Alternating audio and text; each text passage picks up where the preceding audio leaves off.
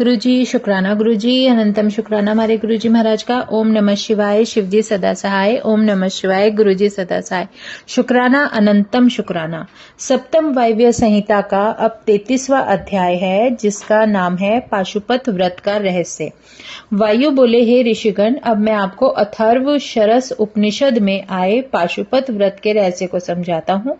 इस व्रत को किसी वन अथवा उपवन में जाकर चैत्र की पूर्णिमा तिथि के दिन करना चाहिए। इससे पहले त्रयोदशी को अपना नित्य कृत्य करके गुरु पूजन करें। फिर उनसे आज्ञा पाकर श्वेत वस्त्र, यज्ञोपवीत, चंदन, माला आदि धारण करके कुशासन पर बैठ जाए। हाथ में मुट्ठी भर कुशा ले ले। फिर उत्तराभिमुख होकर 3 प्राणायाम करे। श्री पार्वती जी के साथ शिव ध्यान में संलग्न होकर जितने दिन के व्रत की इच्छा हो उतने दिनों पर्यंत व्रत करने के संकल्प ले ले। जैसा कि मरण विधि 1, 2, 3 वर्ष, 1, 2, 6 महीने, 1, 2, 3 दिन इत्यादि उतने काल का संकल्प करे। विधि पूर्वक विराज हवन के लिए अग्नि स्थापना करे। उसमें समिधा अथवा चरु की आहुतियां करे। इसके द्वारा पाप नष्ट हो जाते हैं। इस हवन के मूल मंत्र बोलकर हवन करे और ध्यान तो देह के तत्व को शोधन के लिए हो। उसके बाद मंत्र द्वारा गोबर का एक गोला बनाकर अग्नि में स्थापित करे और भोजन हविष्य अन्न का करना चाहिए। दूसरे दिन चतुर्दशी को भी त्रयोदशी के पूजन की भांति हवन पूजन करे, किंतु भोजन ना करे। फिर पूर्णिमा के दिन वैसे ही भोजन हवन करके रुद्र अग्नि बुझा दे और उसकी भस्म ग्रहण करे। जब जटा धारण कर शिकारियों जैसे वेश में स्नान करे। यदि लोक लज्जा ना हो तो दिगंबर होकर नहावे, नहीं तो कोई टाट का टुकड़ा या चमड़ा लेकर अथवा वृक्ष के वलकल की लंगोटी लगाए। फिर मोखला दंड धारण करे और पैर धोकर 2 आचमन करे। अथर्व वेद के आग्नेय आदि 6 मंत्र बोले। क्रमशः 6 अंगों में ओम शिव ऐसा कहकर शरीर भस्म लगाए। त्रायुष जमत अग्नि इस मंत्र से मस्तक पर भस्म का त्रिपुंड लगावे। इस प्रकार शिव योग में प्रवृत्त हो जाए। इस प्रकार प्रातः, मध्याह्न, सायं तीनों कालों में पाशुपत व्रत का आचरण करे। इस विधान से मनुष्य पशु तत्व से मुक्त हो जाता है। इसके बाद स्वर्ण का अष्टबल कमल का आसन बनाए। उसकी 9 रत्नों से रचित शर युक्त कली हो, उसके कमल का आसन बनाए। यदि पास में धन ना हो तो श्वेत कमल पर अथवा अपने भावना में कमलासन पर भगवान शंकर की कल्पना करे कि वे विराजमान है। उस कमल की कलियों में स्फटिक के पंचमुख वाले शिवलिंग की स्थापना करके विधान से पूजन करे।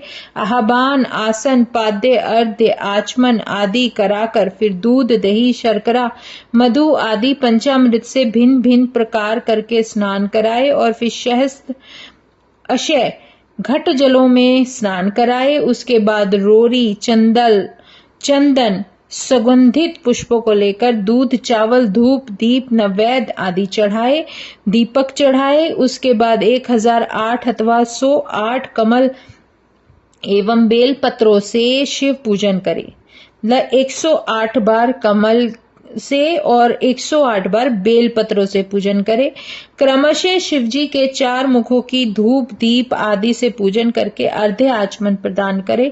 फिर प्रथम आवरण में गणपति स्वामी कार्तिकेय का पूजन करके ब्रह्मा आदि देव पूजन करे और द्वितीय आवरण में विघ्नेश्वर का पूजन करे और तीसरे में भव आदि शिवजी की 8 मूर्तियों की पूजा करे और कमल से बार पंचम आवरण में अस्त्र एवं अनुचरों के साथ 10 दिक्पाल तथा ब्रह्मा जी के सारे मरीच आदि मानस पुत्र, ग्रह, नक्षत्र, सभी मुनि, योगी, यज्ञ मात्र का गणों के साथ क्षेत्रपाल, सभी चराचर आदि की पूजा करे और शिव भक्ति सदा गुरुजनों का यथोचित पूजन करे।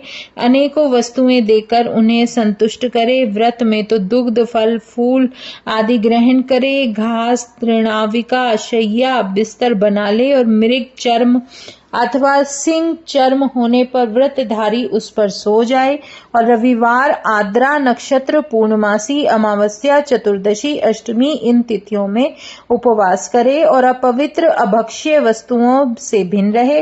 अहिंसा, व्रत, दान स्वभाव में संलग्न होकर शांति एवं तप का अभ्यास करता रहे। इन तीनों काल, स्नान, भस्म धारण यह नैतिक कार्य समझे। इस प्रकार यह व्रत का विधान अत्यंत सूक्ष्म रूप से बता दिया है।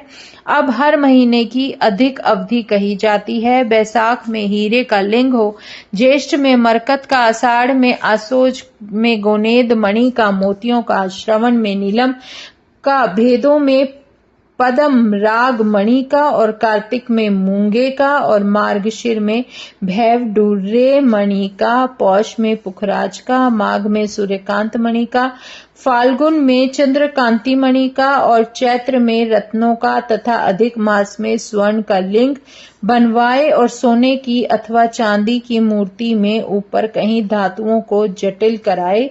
इस प्रकार लिंग बनाए। यदि शिव भक्त को धन की सामर्थ्य ना हो तो किसी प्रकार का लिंग बनाकर उपरोक्त वस्तुओं का केवल ध्यान ही कर ले। और शिवलिंग पाषाण अथवा मृतिका का भी बनाया जा सकता है। शिवलिंगों की सुगंधित द्रव्यों से पूजा करे, फिर चीर, मेखला, जटा, दंड आदि करके विधि पूर्वक पंचाक्षर मंत्रों द्वारा विसर्जन करे और मृत्यु होने तक सावधानी पूर्वक शिवव्रती इस प्रकार दीक्षा ग्रहण करे। इस प्रकार का नैष्टिक व्रतधारी कहता है।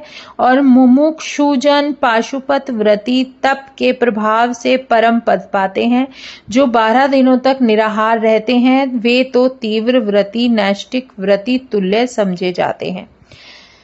जय गुरु जी। अब है 34वां अध्याय, उपमन्यु की भक्ति। ऋषि बोले, हे वायुदेव, अब आप कृपा करके शिव के परम भक्त धौम्य के बड़े भाई उपमन्यु जो बचपन से ही शिव भक्त हुए हैं उनकी कथा विस्तार से सुनाए। वायु बोले, हे मुनियों, उपमन्यु बालकपन से ही परम तपस्वी हुए हैं। इनका पहला जन्म भी तपस्या सिद्ध था।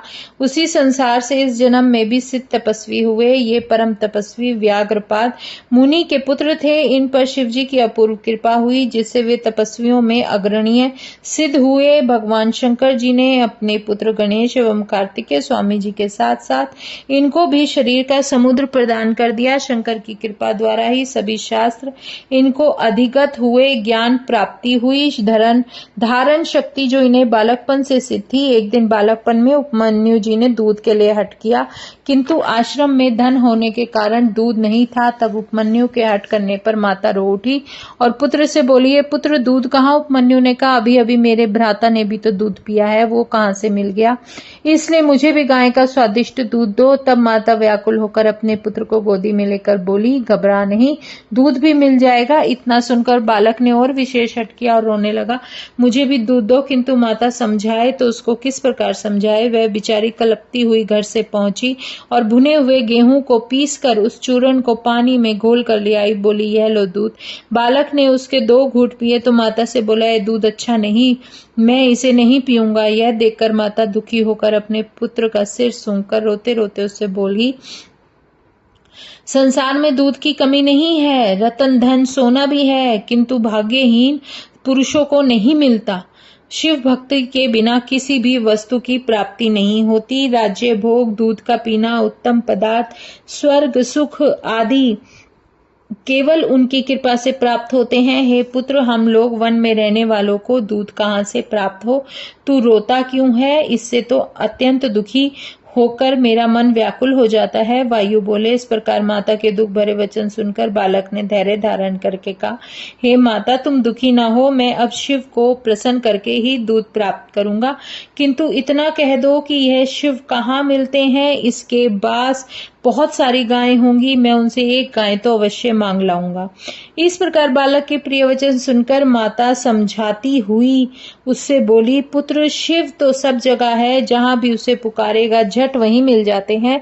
सारे संसार के रचने वाले सदाशिव हैं तथा सबकी रक्षा करने वाले भी वही हैं। सबको दूध पिलाने वाले भी सदाशिव हैं। उनको नमः शिवाय मंत्र द्वारा प्रसन्न करना चाहिए।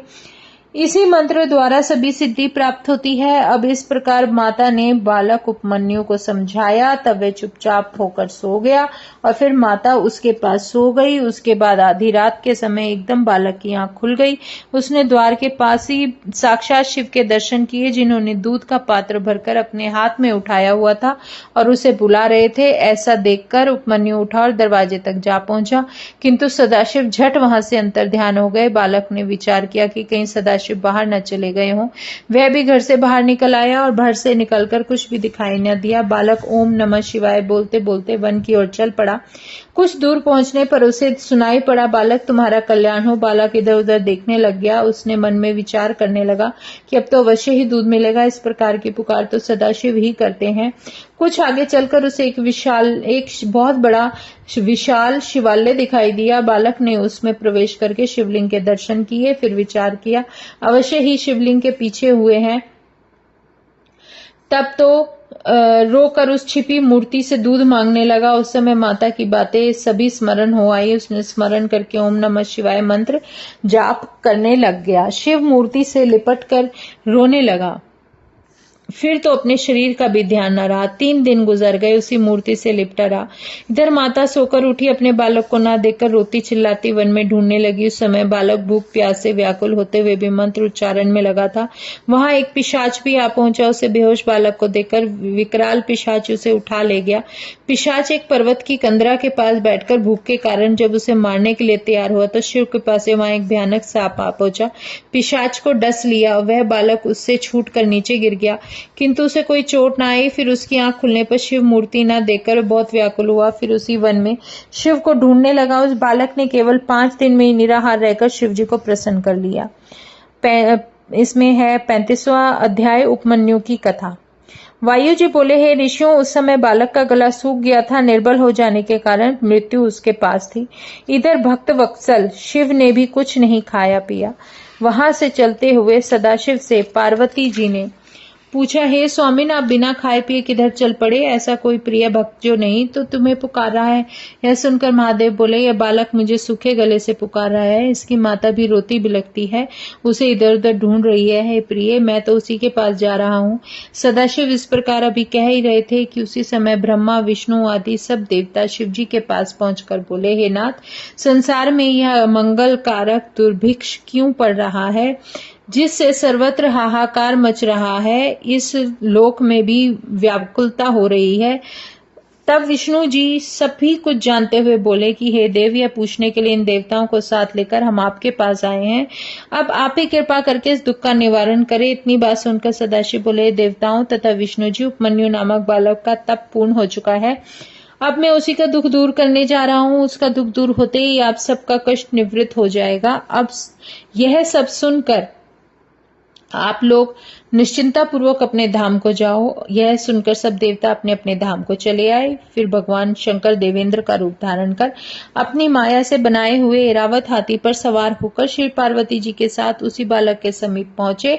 उन्हें देखकर बालक उपमन्यु ने नमस्कार करके कहा, देवेंद्र, आपने यहाँ पधार कर आश्रम को पवित्र किया, आपका स्वागत हो। तब देवेंद्र रूप में शंकर बोले, हे बालक, तुम्हारे तप से मैं प्रसन्न हो गया हूँ। चाहे कुछ भी वर मांग लो। हे देवराज, आप तो कृपा करके यही वर दें कि जिससे मेरी भगवान शंकर में भक्ति बनी रहे। तब देवेंद्र रूप कैलाशपति बोले, तुम शिव भक्ति क्यों चाहते हो? उससे तुम्हें क्या लाभ? मैं तो सभी देवताओं का राजा हूँ।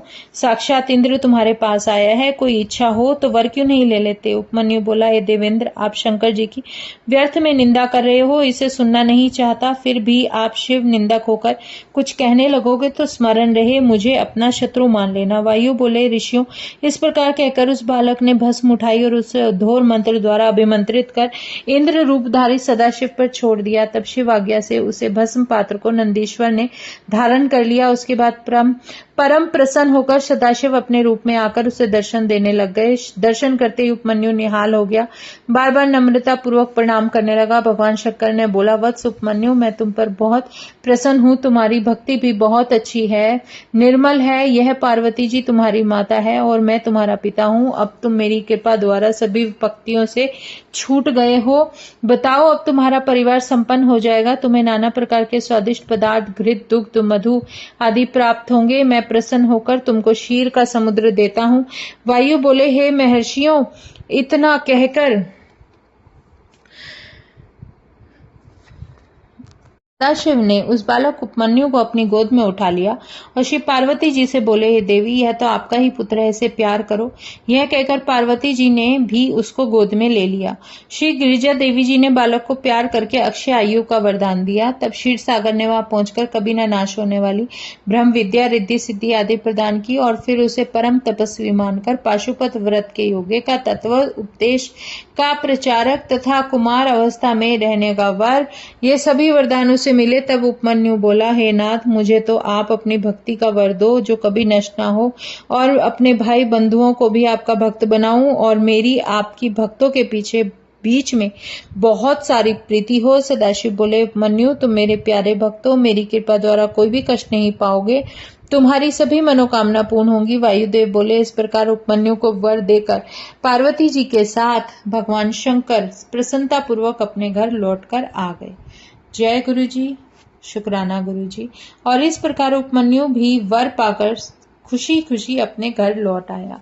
शुक्राना गुरु जी, अनंतम शुक्राना, अनंतम शुक्राना। ओम नमः शिवाय। शिव जी सदा सहाय। ओम नमः शिवाय। गुरु जी सदा सहाय। शुक्राना, अनंतम शुक्राना। जय गुरु जी।